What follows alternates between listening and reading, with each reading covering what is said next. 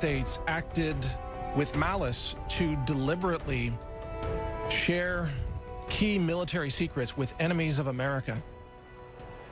You might be surprised to hear that unless you know the true history of Obama.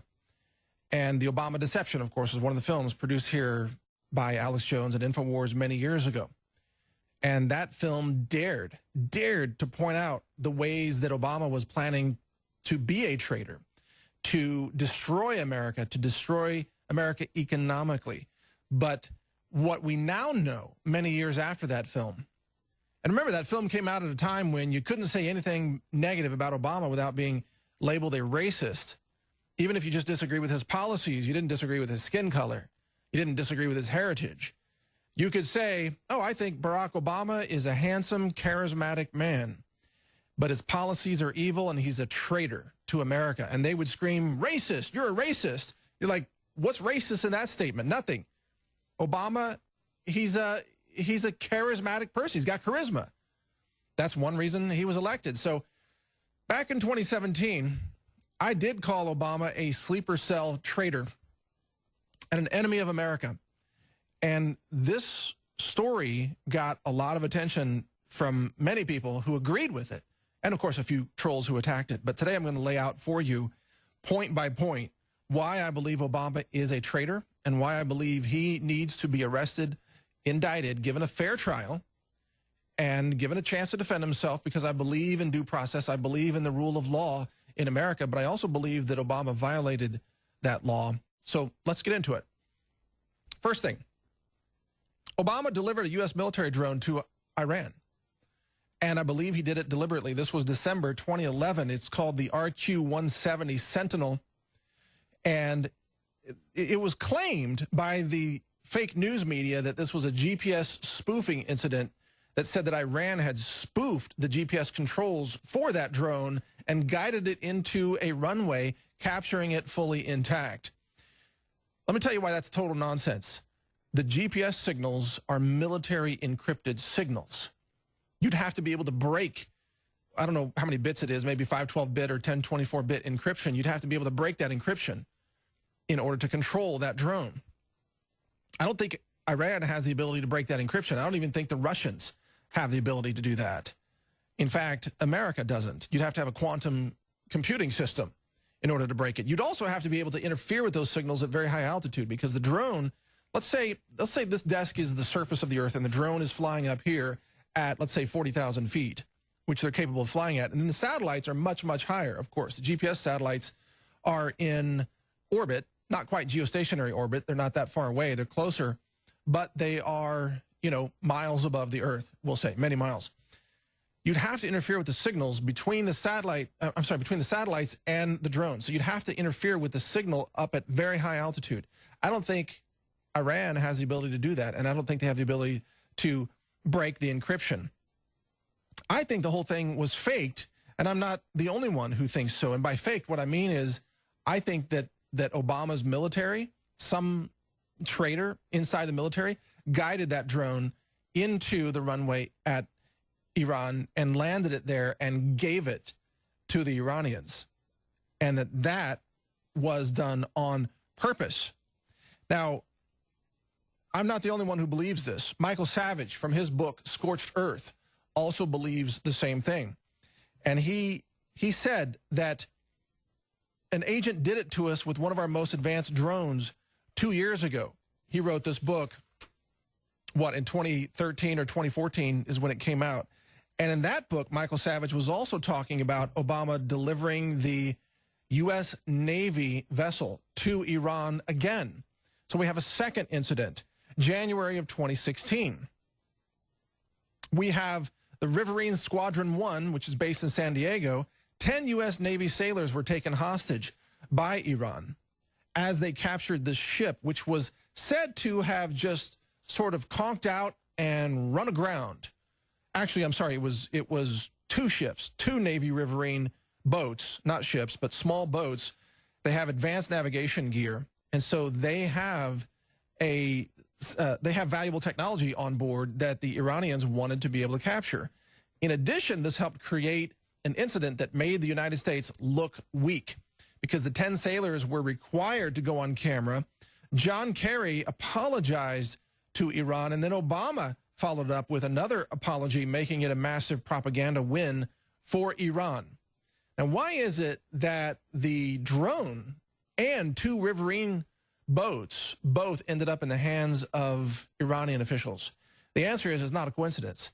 This was all done on purpose because Iran confiscated the GPS gear out of those boats before they released the boats back to the United States. They were after the GPS equipment. And you know why they're after that? Because they could not break the encryption. So they needed to actually have the hardware because that hardware has the decryption circuitry in it. And by using that hardware, they could attach that hardware to some other vessel or some other airplane or even a missile system. And they could use U.S. military encrypted GPS signals on another vessel because they have that hardware now. So you see how Obama actually delivered this to Iran. And this is at a time when Iran was pursuing nuclear weapons ballistic deployment development. What a perfect vehicle to put that GPS equipment on, a ballistic missile. Use the U.S. military technology against U.S. allies such as Israel. And this was not long after Israel was, of course, assassinating Iranian nuclear scientists. And Israel and the United States had cooperated on the Stuxnet virus. The Stuxnet virus, of course, was built to be deployed and to invade the Iranian centrifuge systems and to cause errors to happen that would destroy the nuclear fuel without generating overt signs of failure until many months after it happened. So this was a way for Israel and the United States to delay the Iranian nuclear program. So there were elements inside the United States that are trying to prevent Iran from having nuclear weapons, and those are what we would call today the pro-Trump, anti-Obama elements. But then there were other elements run by Obama that were trying to deliver nuclear weapons and other military technology to Iran. And Obama, of course, despises Israel. And he despises Netanyahu, and we'll get to that in a minute. So you've got 2 different factions hard at work. But one of the ways that Obama was doing this was by delivering technology to Iran. Back to Michael Savage from his Scorched Earth book. He says the whole thing was a setup. That's a direct quote of Michael Savage. He says, in my estimation, there's a double agent inside this. It's somebody inside the Obama administration who did this to the U.S. Navy. That agent did it to us with one of our most advanced drones 2 years ago. See, he's talking about both of these incidents. You may have forgotten that already because you have no press other than a few men left in the media, a few websites where you can find the truth, such as this one. Somebody in the administration, he says, sent our most advanced drone to Iran 2 years ago. It landed without a scratch, like a new Buick in a showroom. Our most advanced drone was delivered on a silver platter to the Iranians on the watch of that smiling puppet on the stage, that lying, smiling cafe singer getting away with murder and treason. He's talking about Barack Obama. And then he says, 2 boats suddenly conk out and run aground and they're rescued by Iran. The 9 men and 1 woman aboard were detained by the Islamic Revolutionary Guards on Farsi Island. The unnamed sailor said it was a mistake. Quote, it was our fault and we apologize for our mistake. Nonsense. U.S. Navy vessels don't just run aground in Iran. They have advanced navigation and communications equipment. This was deliberate. Michael Savage wraps it up and says, my guess is that somebody gave the codes, he's talking about navigation codes, to the Iranians, who then jammed the boat's computer systems. The computer systems stopped the boats. They went aground, and they were given to the Iranians on a silver platter. Our advanced technology, he says, was given to the Iranians, just as it was with the drones. Then we see the apology, and we hear John Kerry congratulating himself for his great relationship with the terrorists in Iran. And nobody in the media sees the bigger picture. Sound familiar? Well, there's much more to this. We'll get to the $1.7 billion in cash and the $33.6 billion in gold that was transferred to Iran under the orders of Barack Obama, who, again, I believe is a treasonous traitor to America. Much more as we come back. A target zone that's over 1,000 yards away. So that's tons of fun. Maybe one day I'll shoot some video and show you taking 1,000-yard shots of cinder blocks with maybe a .338 Lapua Magnum. That would be a lot of fun. Talk about counterthink. Send some lead 1,000 yards away into some steel targets. Lots of fun. But let's get back to instead of, shooting steel targets, let's talk about how Obama had tried to shoot down America, because that's real crime. That's real treason right there.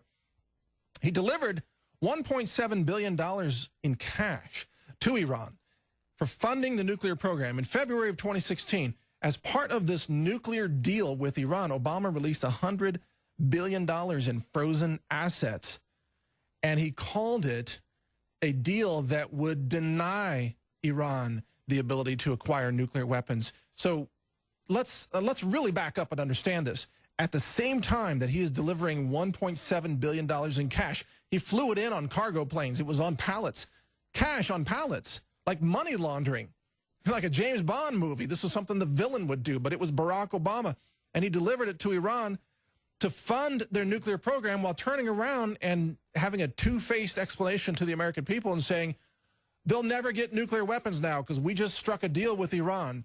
We're denying them access to nuclear weapons, he said, but he was lying because he's a traitor. He's a lying traitor. But it's not just the $1.7 billion in cash, and it's not just the $100 billion in assets that were unfrozen.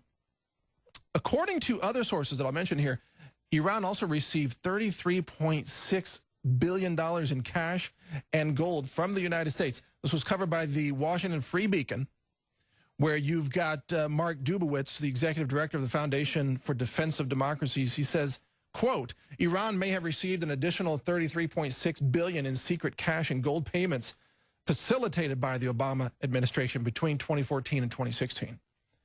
This is according to testimony provided before Congress by an expert on last summer's nuclear agreement with Iran. How did he do this? How did he pull this off? You see, there were banking restrictions on Iran. You couldn't use the normal banking system to transfer money and wire funds and engage in normal, global business transactions. So they created a money laundering system to bypass the electronic banking restrictions.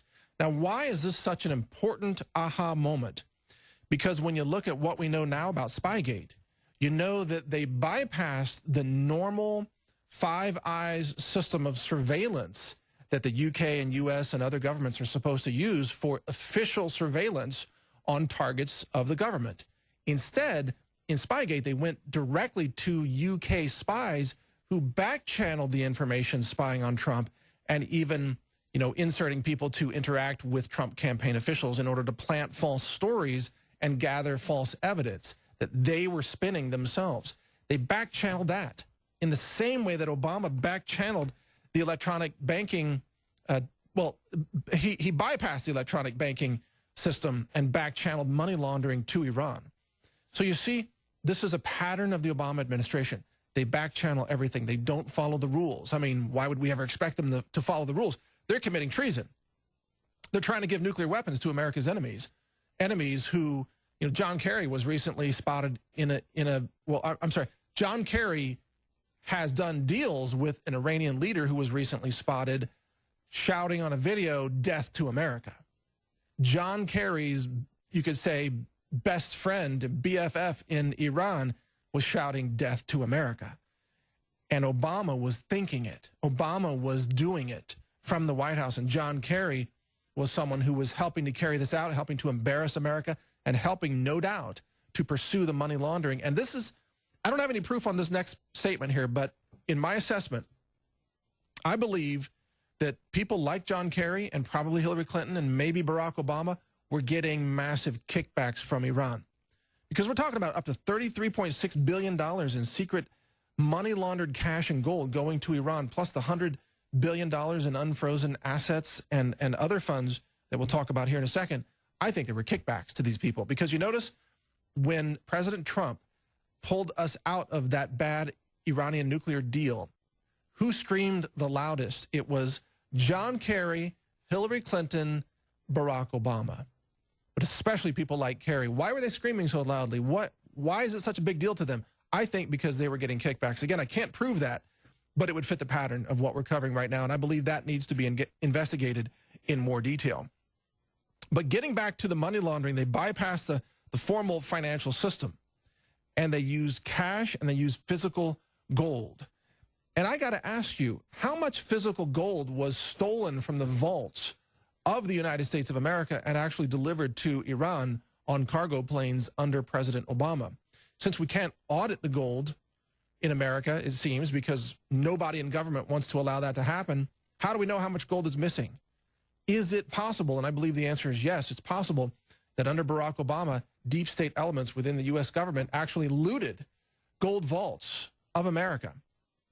And they put that gold on a plane and they flew it and delivered it to Iran to help fund Iran's nuclear weapons program. Fast forward.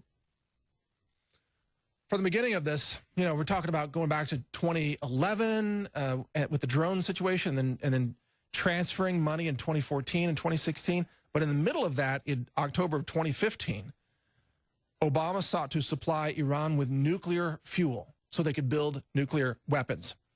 And some of this comes from the former president of Argentina, Cristina Fernandez de Kirchner, who said that she told the General Assembly that former Obama administration officials tried to convince her to provide the Islamic Republic of Iran with nuclear fuel.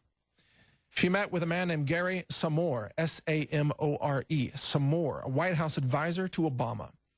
And Samore sought enriched nuclear fuel from Argentina to essentially launder that and funnel it into Iran. And this is what Kirchner is saying. And I realize Kirchner's got her own scandals and her own problems and so on. Nobody's probably clean in all of this, but she says that Obama sent people to come talk to her to provide nuclear fuel to Iran. And she said, quote, they came to us, they came to ask us, Argentines, to provide the Islamic Republic of Iran with nuclear fuel. Rouhani was not in office yet. It was Ahmadinejad's administration. And the negotiations had already started, she said. And now, later, Samore actually confirmed the request and confirmed shifting nuclear fuel to Iran and Russia. And we'll talk about that in more detail when we come back. You see how the pieces are starting to fit together? This is a very big deal. This is a pattern of treason against America and arming America's enemies with nuclear weapons. We'll be right back on Counterthink. Complete role of Gary Samore is in all of this. I think that deserves more research. But he worked for Obama, and he confirmed this request of shifting nuclear fuel to Iran and Russia. And this was done by, here's how it was done. It was explained as a way to eliminate nuclear fuel from Iran, but what they did is they took the low enriched uranium fuel, the stockpile that Iran had, and they shifted that to Russia. And in exchange for that, they brought in fresh fuel for the Tehran research reactor from places like Russia. So there was actually a fuel exchange taking place, according to the research and the sources that I have on this. France agreed at one point to manufacture fuel for the Tehran research reactor. And this whole thing about eliminating Iran's low-grade nuclear fuel was just really a cover story for the whole switch in the fuel. And then Gary Samore at one point headed up the group called United Against Nuclear Iran. But he quit that organization to join Obama's pro-nuclear scheme at one point. So think about this. This man, again, we need to do more research into Samore and find out where he is in all of this.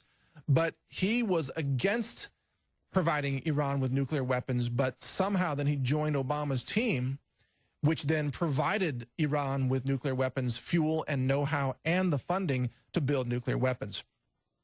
Now, Samore, by the way, is the author of the so-called Definitive Guide to the Iran Nuclear Deal at belfercenter.org.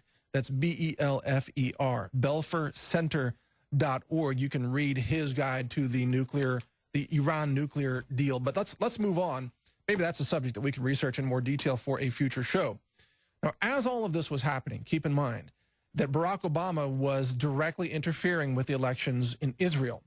He was trying to defeat Netanyahu because, of course, Netanyahu is pro-Israel and has a good relationship now with Trump, or, Trump-like forces in America at the time. So Obama wants to destroy Israel, and he wants to empower Iran. So, of course, he was trying to in essence, overthrow Netanyahu. Now, remember, this is the same guy who says that America has never interfered with anybody else's elections, or some paraphrase, version of that. He says that his administration, Obama's, never had any scandals, which is an absolute lie. And he condemns Trump and Trump campaign officials, falsely accusing them of interfering in the elections in the United States. While all of this was going on, Obama was deliberately interfering with elections in Israel. So, wow, talk about speaking with a forked tongue. The Obama administration funded a $350,000 grant for a campaign infrastructure initiative to overthrow Netanyahu, and the grant was made to the One Voice movement, which launched its program called Victory 15, or as it was known, V15. And this was covered on cnsnews.com. The State Department, under the U.S. Senate Permaculture Subcommittee on Investigations, literally, there is a group called that, PSI is what it's called, PSI. Yeah, sound familiar, like a PSYOP, but it's PSI, the Permanent Subcommittee on Investigations, PSI, gave $350,000 roughly in U.S. taxpayer-funded grants to a political group in Israel. And this was used to try to influence the Israeli vote against Benjamin Netanyahu in the March 2015 election. All right. So let's back up and summarize some of this. And I'm sorry, I'm looking at my notes throughout all this. This is a very note-heavy research program, so I hope you don't mind, but I have to reference these notes. It's too much to keep it in my head all at once. But Netanyahu has since exposed Iran's secret nuclear program and shown that the Iranians have continued to work on nuclear weapons development in secret, because there was this massive cache of documents and CD-ROMs, and Israeli intelligence got in there and found those and then brought them back to Israel and held a big press conference that you saw, you know, what was it, a couple of months ago? 100,000 secret documents and 183 CDs, providing what Netanyahu described as, quote, conclusive proof that Iran was working on the nuclear deal even after, that Iran was working on nuclear weapons development even after they signed this deal with Obama, which Obama lied and said stopped them from working on nuclear weapons. But this evidence was buried. All of this was hidden during Obama's negotiations with Iran. Netanyahu says that these documents contain, quote, incriminating documents, incriminating charts, incriminating presentations, incriminating blueprints, incriminating photos, incriminating videos, and more. Boy, he likes that word, incriminating. But there's a lot of dirt there that shows that Iran was most definitely working on nuclear weapons even after they signed that deal with Obama.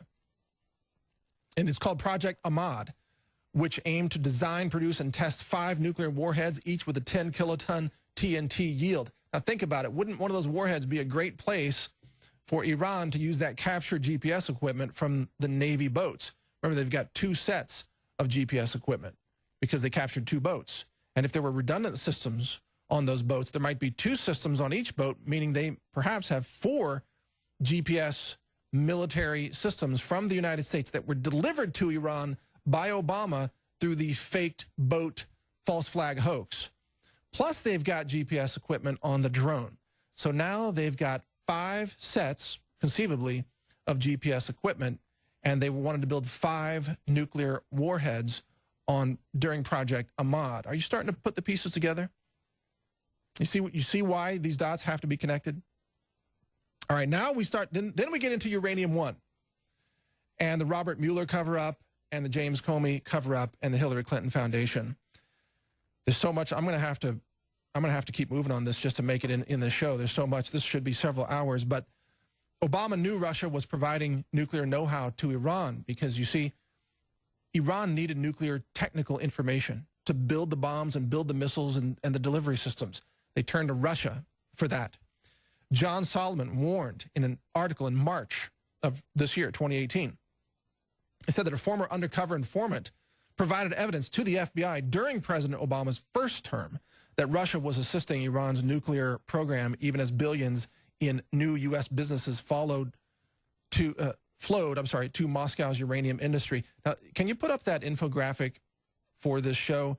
Because I want to show the flow of information. You see Iran there in the upper right-hand corner. You've got enriched nuclear fuel and technical know-how coming from Russia with Putin there. And then at the same time, you've got Obama with John Kerry and Hillary Clinton providing the military drone, the Navy vessels, the $33.6 billion in cash, and the nuclear weapons fuel via Argentina. So Russia was providing the know-how, And the Americans were providing the GPS technology for ballistic guidance systems plus the cash to power this entire program. And as this was happening, Hillary Clinton was collecting hundreds of millions of dollars in the Clinton Foundation for rubber stamping approval of selling selling uranium supplies, a strategic reserve in the United States, to Russia-linked companies. And then after these people lose the election, they turn around and say Trump was working with the Russians. Well, I asked you, look at this graphic. Who's working with the Russians? It's Obama. It's John Kerry. It's Hillary Clinton. These are the people working with the Russians to give Iran nuclear weapons and guidance systems technology and funding and laundered money in order for them to be able to pull this off. But there's more. There's more. It's like an infomercial. Just wait. There's more. It's incredible. There was a payment network, according to this undercover informant who reported this to the FBI. Of course, the FBI buried it because of James Comey, right? They buried it. The payment network to move funds between Russia and Iran with kickbacks to Americans, just like we talked about a couple of segments ago on this show. Kickbacks to Americans. Yeah, this was part of what was reported to the FBI, but of course the media completely just discards all this information. The United States was also providing favorable decisions to the Russian nuclear industry in 2010 and 2011, clearing the way for Moscow to buy large U.S. uranium assets. And this was done under Uranium One, Robert Mueller, James Comey, the fixers for Hillary Clinton, the cover-up, the treason. And we're not even done. We got one more segment here on Counterthink, so stay with us. We'll be right back to wrap this up. Today, on the Obama treason against the United States of America and how he funneled money, nuclear fuel, nuclear weapons know-how to Iran. He sought to interfere with elections in Israel. And it's very clear that Hillary Clinton, Robert Mueller, James Comey, and others were involved in covering up the transfer of uranium fuel to Russia-linked companies. But there's more to this. There's one more big piece that we got to cover. But first, Roger Stone. Here's a quote from Roger Stone, who says the result of all of this was that Barack Obama and Hillary Clinton effectively handed Russia and Vladimir Putin control over as much as 20% of the uranium production capacity of the United States. Roger Stone knows about this. Alex Jones has talked about this on his show. Many other people are fully aware of what is happening. You've got authors, researchers, other websites as well covering this. But the legacy media, the fake news, mainstream news media, or what used to be mainstream, refuses to cover any of this. And they would rather focus on what Melania Trump is wearing, or they would rather focus on Roseanne Barr's latest tweet, rather than point out that Obama was a dangerous and remains a dangerous traitor to this country who sought to arm America's enemies and transfer military technology to America's enemies. These are acts of treason. These are acts of sedition. These are just beyond normal crimes. These are crimes against the United States of America, and they need to be prosecuted as such or investigated as such, in my view. But there's one more big piece here. There was a hack of the Office of Personnel Management, OPM, and this hack allowed Communist China to acquire detailed personnel records of 21 million U.S. military personnel, including, by the way, fingerprints of 5.6 million military personnel in the United States. We are talking about social security numbers. We're talking about home addresses, the names, the history, practically a portfolio on all 21 million people. This is a treasure trove that could be used against America by America's enemies. And you can bet that Communist China is out there peddling this and trading it with other countries that are attempting to bring down the United States, and they could be building hit lists, assassination lists of who to assassinate in America based on what they found in that list. It's pretty mind-boggling, says Joseph Lorenzo Hall, the chief technologist at the Center for Democracy and Technology. He told the Washington Post. He says, I'm surprised they didn't have structures in place to determine the number of fingerprints compromised earlier during the investigation.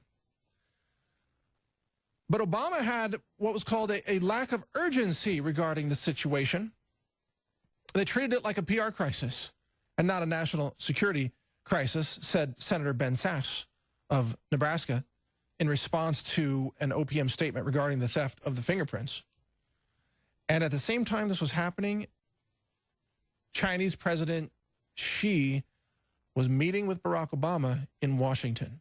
So at the very same time that Obama was shaking the hand of this communist leader, he was allowing the theft of 21 million military personnel records to go to China. And then he was passive when it came to punishing China. He was passive. He did not punish China, and Obama allowed the system, the personnel in the military, to ignore repeated warnings of system vulnerability. He failed to adopt basic cybersecurity practices. And they wasted millions of dollars maintaining outdated technology as if Obama was actually funneling money to keep the old systems up and running, knowing that they were vulnerable to hackers, allowing this transfer of technology to take place. And then in February, Cyber Command head Admiral Mike Rogers testified before Congress that China regularly violated an agreement that Xi and Obama had made earlier for Beijing to curtail its cyber activities. So you see, while Obama is telling America that I've ordered the Chinese to stop, hacking us and stop engaging in cyber warfare, in fact, the Chinese were actually cranking it up. And Obama was lying to America about that in the same way that he lied to America about what was happening with Iran. He said that they had stopped the Iranian nuclear development program, when in fact he funded it. So you put all this together, and here's what you have. Obama, think about this. At the same time that he was tearing apart America in terms of America's culture, that he was pitting blacks against whites in racial warfare and race-based animosity, at the same time that he was turning the American people against police in streets all across America, Ferguson and Baltimore and many other places, at the same time that he was gutting America's economy and celebrating the fact that he had millions more Americans on food stamps because they were jobless, that the economy was headed for a train wreck status under Obama, and it was all deliberate. At the same time that was happening, Obama funded Iran's covert nuclear program using U.S. cash that was laundered internationally and flown in on a cargo plane. He transferred U.S. military technology to Iran via drones, one drone, and multiple Navy ships. He allowed the breach of military personnel records to go to the hands of communist China. He covered up all of this for Iran by falsely claiming that an agreement would prevent Iran from gaining nuclear weapons, so he had a cover story. He fueled the nuclear weapons development by allowing the Uranium-1 scandal to go down, which was also covered up by people like Robert Mueller, and it involved big paybacks to Hillary Clinton via the scandalous donations to the Clinton Foundation, which is a massive racketeering and criminal money laundering fraud. But this fuel was then whitewashed through Russia to provide enriched nuclear fuel to Iran. And in doing all of this, Obama conspired with America's enemies. And he did it while lying to the American people, and the press in the United States was complicit in all of this. Now, that's my report. I barely fit it in an hour. Granted, we're connecting dots here. We can't prove every assertion made in this program. This needs to be seriously investigated by members of Congress. This needs to be investigated by a new special counsel. I believe, based on my research and based on the history of what we know about Barack Obama, I believe that he is a treasonous traitor, a criminal, who deliberately sought to destroy America and empower America's enemies. I believe that he lied about his entire history, that he is a fraud, and that he continues to be a threat to this country, and that he must be investigated and indicted and given a fair trial. Like I said, we're not here for mob justice or anything. Given a fair trial, but the evidence against him is overwhelming. And I believe that whistleblowers, if they were protected, would come out and testify against Barack Obama. But Obama prosecuted more whistleblowers than any president in the history of our country. People tried to come out under Obama, and they were vilified. And some of them were sent to prison. Many were sent to prison. So while Obama was betraying America and aiding America's enemies, he was having whistleblowers thrown in prison who were trying to expose all of these crimes that were deliberately engineered to try to bring down America and to share America's military weapons technology with America's enemies, including communist China and Iran and probably some other countries in there as well. So what do you think? Does it make sense? Does it fit a pattern? Because I think that, you know, Obama has this public face where he talks about how he's so wonderful and how he's so brilliant and so intelligent and how much, you know, he loves America, and this is what the media says about him.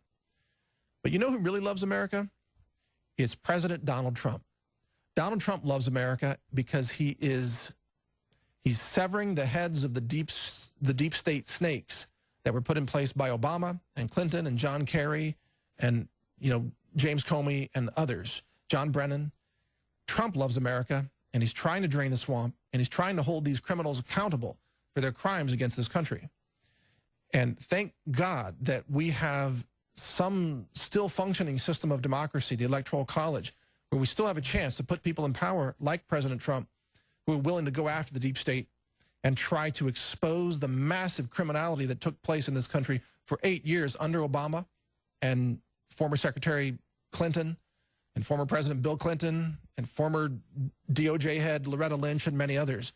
The massive criminal conspiracy, I believe, is just now really starting to unravel. And what I've given you here today, this is a small piece. Think about it. The treason against this country is a small piece of the real story of how dangerous these criminals, these Obama-era criminals and Clinton-era criminals have been against this country. We must hold them accountable to the rule of law. Spread this message, share this video. This is counterthink.com. My name's Mike Adams. I'm an independent journalist here at Infowars.com, just trying to bring you the truth and save this country from